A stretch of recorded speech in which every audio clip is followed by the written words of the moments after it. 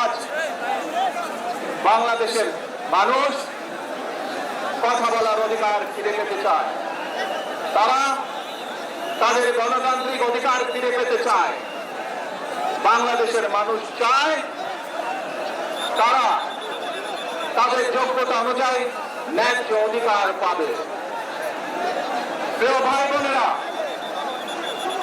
আজ আমাদের সময় এসেছে সকলে মিলে দেশ গড়ার।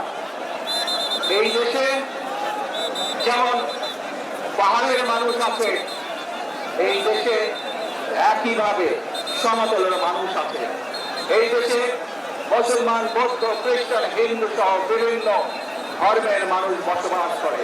আমরা চাই সকলে মিলে এমন একটি বাংলাদেশ গড়ে তুলব আমরা, যেই বাংলাদেশের স্বপ্ন একজন মা দেখেন, অর্থাৎ একটি নিরাপদ বাংলাদেশ আমরা গড়ে তুলতে চাই।